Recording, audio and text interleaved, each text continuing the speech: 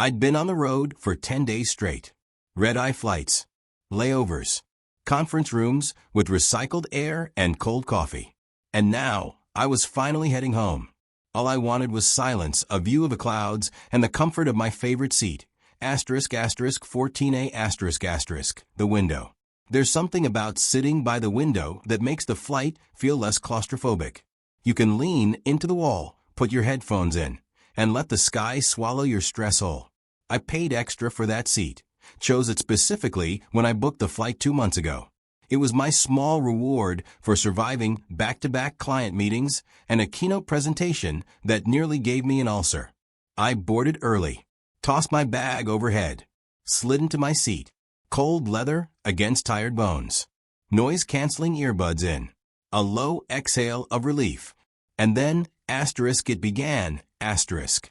A screech, shrill and nasal, cut through the soft hum of boarding announcements like a knife. Excuse me, you're in our seat. I opened my eyes and slowly turned. Standing in the aisle were 2 identical women, mirror images of chaos. They were twins, no doubt about it. Obese, mid to late 40s, with matching floral muumuus that screamed cruise ship gift shop. Chunky sandals. Oversized faux designer handbags. Each wore a plush pink neck pillow and enough perfume to trigger a hazmat alert. One had her hair piled in a messy bun like a melting scoop of ice cream. The other wore a bedazzled visor inside the plane. The one on the left jutted her chin. 14A and B. That's us. I pulled out my boarding pass and held it up. Calm. Polite. This is 14A. I double-checked. It's assigned to me. The other one, visor lady, snatched the pass out of my hand like she was swatting a fly. No, see, we booked together. And we need to sit together. I have sciatica, and she gets anxious if I'm not next to her. Not my problem, I said, voice even. I understand your situation, but this is my assigned seat. I picked it months ago. The messy bun twin stepped closer, already huffing like she'd just climbed Everest. Listen, sweetie, she spat, the word curdled with sarcasm. We don't do middle seats. I'm not sitting between 2 strangers and dealing with my sister's IBS while I'm trapped. The aisle fell quiet. Passengers turned, eyes beginning to settle on the spectacle. I glanced at their boarding passes, 14B and 14C. That was the middle and aisle in the next. Row over. They had no claim here. But entitlement doesn't care about logic. It feeds off confrontation. Again, I said, firmer now. I'm not moving. I booked this seat for a reason. They exchanged looks, Linda and Brenda. I'd learned their names soon enough. Then did something that caught me off guard. They plopped themselves down. Linda, visor lady, wedged her way into the middle seat beside me, thigh spilling over the armrest like a landslide. Brenda tried to squeeze into 14C beside her, which clearly belonged to someone else, who hadn't arrived yet. We're already seated, Linda declared smugly. It's done. You can't just, I started, but my voice was cut off by the return of the flight attendant. She was young, maybe mid-20s, and already looked like she regretted clocking in. Is there a problem here? The twins jumped at the chance. Yes. He's in our seat, Brenda said, pointing a chubby finger at me. We need to sit together for medical reasons. She gets panic attacks, Linda added dramatically, clutching her neck pillow like a life preserver. I handed my boarding pass to the attendant. She scanned it, then theirs, and her expression changed. I'm sorry, ladies, but 14A is assigned to him. You're in 15B and 15C, just behind this row. Brenda's face flushed. That can't be right. It is, the attendant replied. You're going to need to move so the passenger can take his assigned seat. They didn't budge. I already put my things here, Linda argued. I've sat down. My sciatica. My anxiety. It's just a seat. He's being aggressive. That last line came with such theatrical volume it earned audible gasps. I wasn't even standing, just sitting there, trapped between them and the row in front, doing nothing more than existing. The attendant signaled to another crew member. They both tried again. Ma'am, we need you to move or we'll have to delay the flight. The word delay triggered a wave of groans across the cabin. Tension rippled. People shifted in their seats. The pilot was going to be notified. I could feel it. Linda folded her arms. "I'm not moving." Brenda echoed, "Me neither." The attendant looked at me. "Sir, would you be willing to switch to a different seat so we can get going?" I stared at her. Was she serious? "I paid for this seat. I chose it specifically." "I understand. No," I said. Respectfully, I'm not the one causing a problem here. A small smattering of nods came from nearby passengers. Someone even muttered, "Good for him." But the twins weren't done. Brenda stood and started digging through her purse dramatically, like she was about to pull out a doctor's note or a rosary. Linda, still sitting half on my seat, turned to me and hissed under her breath, "You're ruining our flight. Hope you're happy." "Not as happy as I'll be once you're in your actual seat," I shot back. The flight crew huddled. The decision was made. "If you refuse to move," the head attendant warned, "we'll have to involve security." That did it. Finally, begrudgingly, Brenda yanked her bag from under the seat and stomped down the aisle. Linda followed a moment later, muttering curses like a sitcom villain. They took their actual seats, 15B and 15C, right behind me. The flight attendant offered an apology. I waved it off. I'd already fought the war. But war has consequences. As the engines revved and we began taxiing, I felt a dull thump against my seat back. Then another. Linda's foot. Not even subtle. The kick of passive aggression. Brenda coughed dramatically, loudly, repeatedly. I closed my eyes and tried to breathe.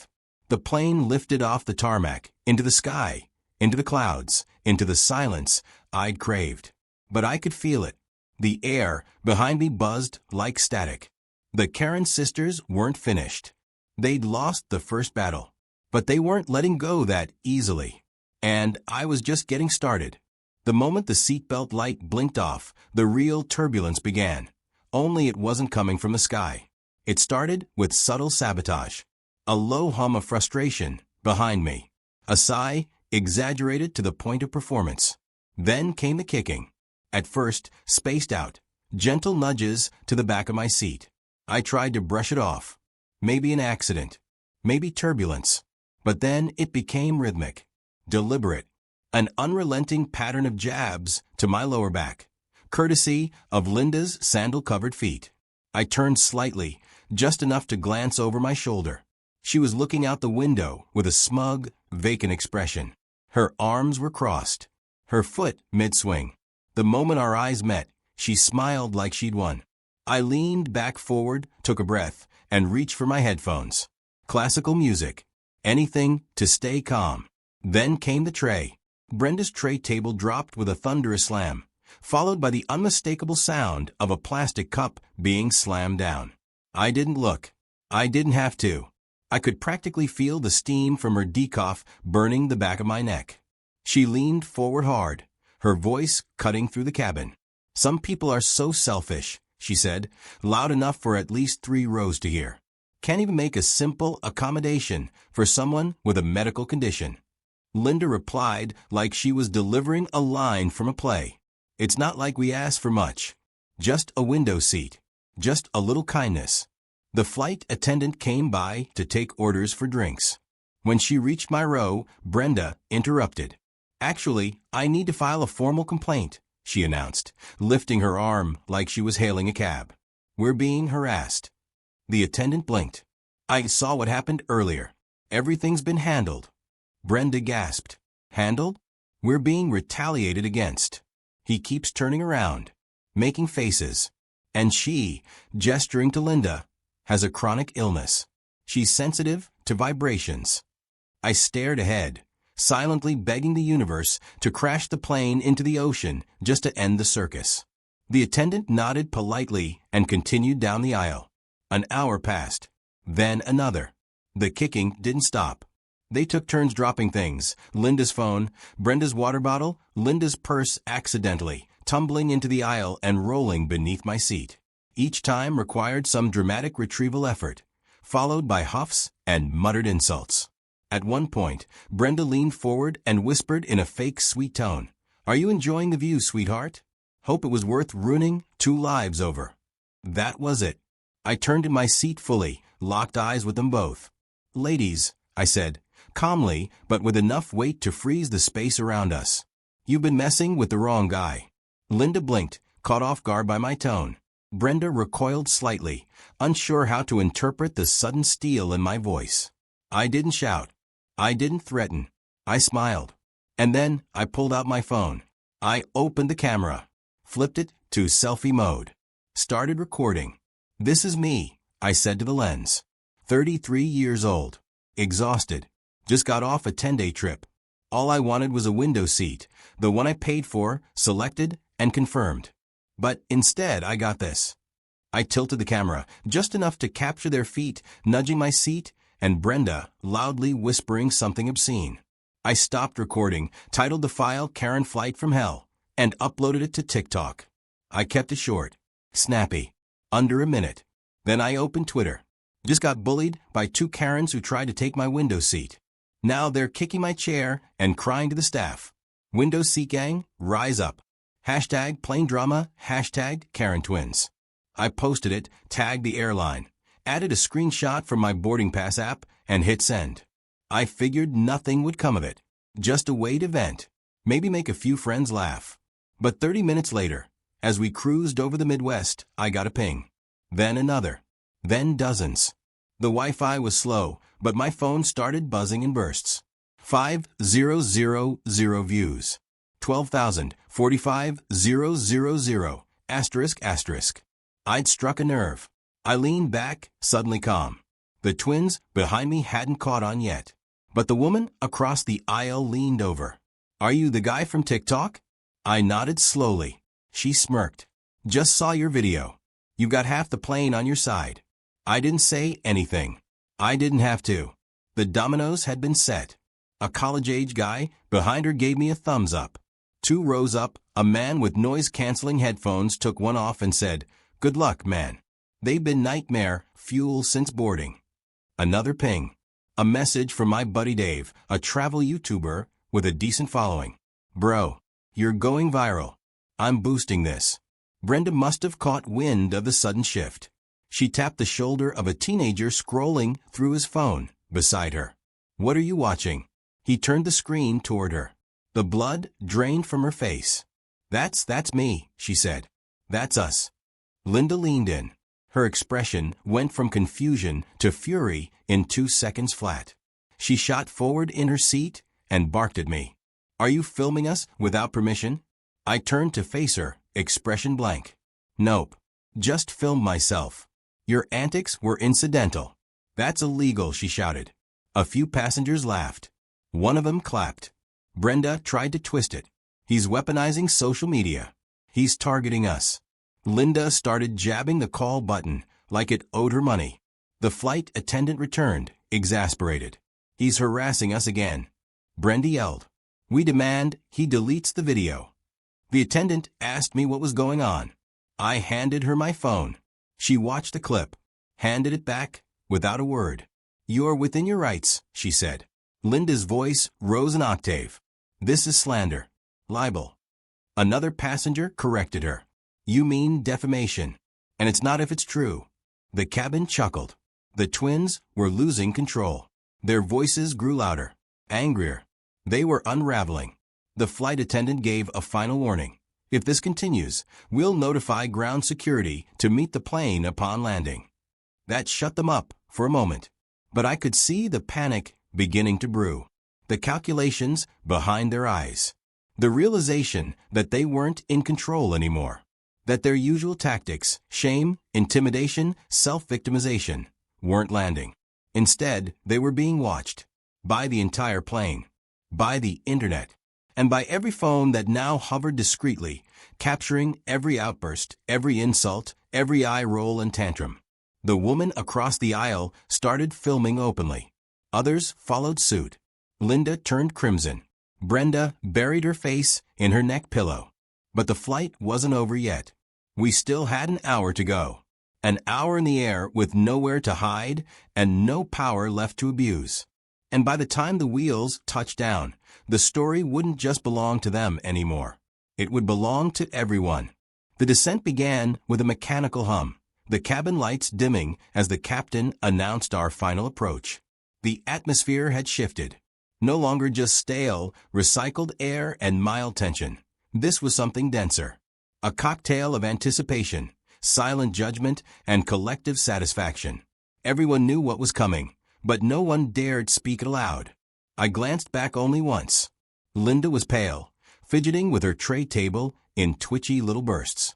Brenda sat stiffly, neck pillow clutched like a flotation device, eyes locked on her phone screen, as if sheer focus could erase the reality unfolding around her. It was futile. The video had already hit 1.3 million views. A simple clip. Just me. A few words. Their screeches echoing in the background like a soundtrack to their own downfall. By the time the wheels screeched onto the tarmac and the plane rolled to the gate, whispers had evolved into a low, murmuring current of energy. Passengers swapped glances, not with irritation anymore, but with expectation. Everyone wanted to see how this would end. The ding of the seatbelt sign going off felt like a starting gun. The aisle filled quickly, bags being yanked from overhead bins, jackets thrown over arms, neck pillows unclasped and dangling. I stayed seated. I wasn't in a rush. I knew something they didn't. The flight attendant made her way toward me from the front, calm but firm. She leaned down slightly, voice low. "Please remain in your seat for a moment. You'll be met at the gate." I nodded, unsurprised. Linda overheard and exploded. "Wait, what? Why is he being met? He's the one who caused all this." The attendant didn't look at her. Brenda chimed in, her voice rising fast and panicked. No. This isn't fair. He made us look like monsters." The college kid too rose up, muttered, "Didn't have to try that hard." I heard it. They did too. The final moment came with almost cinematic timing. The plane door opened, and two figures stepped into view, one in a neon yellow vest, the other in an airport operations polo. Calm, professional, clipboard in hand. "Passenger in 14A, one of them asked. I raised my hand. They approached with a smile, shook my hand. "We'd like to speak with you briefly. Could you wait here a moment?" Linda's eyes bulged. Asterisk, what about us? You're not going to talk to us. They ignored her completely. Passengers streamed past them. Some smirked. Some outright laughed. A woman patted my shoulder on her way out and whispered, "Thank you for standing your ground." I waited until the last of them were off the plane. Then I stood, stretched, and grabbed my bag. The two staff members motioned for me to follow them. Outside the jet bridge, another airport official joined us. "Just wanted to check in after the incident," she said, glancing at her tablet. "We've received multiple reports from passengers, and we've seen the footage." She paused, letting that sink in. "Your videos everywhere." I shrugged. "Didn't plan it that way." "Well," she said with a wry smile, "you handled yourself with a lot more composure than most people would have. Just wanted to say we appreciate that." Behind us, raised voices. Linda and Brenda were being escorted down the jet bridge by a separate team, no longer blustering, just arguing between themselves. I caught fragments. "You should have just taken the aisle." "Well, maybe if you didn't open your big mouth." "Your IBS excuse didn't work this time." They passed by me like a pair of sour shadows, ignoring eye contact, cheeks flushed crimson. No more threats. No more passive-aggressive commentary. Just silence, and the knowledge that hundreds of strangers had seen them for exactly who they were. My phone buzzed again. 3.1 million views. The number blinked on the screen like a victory bell. I stepped into the terminal. A text came in from Dave. "Bro, you're everywhere. It's on Reddit, Twitter, TikTok, Facebook. BuzzFeed just posted a screenshot. You're the window seat guy now." The irony wasn't lost on me. I was just trying to fly home in peace, and now I'd accidentally become the poster boy for airborne justice. As I moved through the terminal, something strange started happening. People recognized me. A teenage girl near the Hudson News whispered something to her friend, eyes wide. A guy in a business suit gave me a knowing nod as we passed by. I hit the exit and summoned a rideshare. As I waited, I scrolled through the comments. Finally, someone stood up to them. The way she said, "We don't do middle seats," made me scream. Instant karma. Chef's kiss. Where's part 2? Petition to give this guy a permanent upgrade. There were memes. Side-by-side screenshots of me calmly recording and Linda mid-screech, mouth frozen in protest. Edits with dramatic music. A sped-up remix set to a beat drop. My Uber pulled up. I slid into the back seat, still stunned by the velocity of it all. As we drove, I saw a new notification. A direct message on Twitter from American Airlines. We'd love to talk. You interested in being part of our next Customer Spotlight campaign? Also, we're upgrading your return ticket to first class. No questions asked. I stared at the message for a second too long before grinning. Back home, I dropped my bags, kicked off my shoes, collapsed into the couch. Still in disbelief. I wasn't famous, not really. But I'd certainly gone viral enough to make the Karen sisters wish they'd never opened their mouths. I opened TikTok one last time and posted a final update. The camera focused on my face, worn out but smiling. Update. The Karen sisters got off the plane in silence. I got upgraded. The internet did its thing. Moral of the story. I paused. Pick your battles wisely, especially when you're messing with someone who knows how to edit video mid-flight. The comments lit up instantly. Laugh reacts. Heart emojis. Applause. And just as I was about to close the app, I received a message from someone I didn't expect. A verified checkmark. A massive influencer. She'd shared my story. Invited me to do a joint video breaking down airplane entitlement in America. I blinked. Let out a half laugh. The Karen sisters wanted to be seen. Well, now they were. Seen. Shared. Immortalized. Not for their style. Not for their charm. But for their spectacular fall from grace, recorded at 35,000 feet and broadcast to millions. My next flight was in 2 weeks. Window seat, of course. And something told me I wouldn't have to fight for it ever again.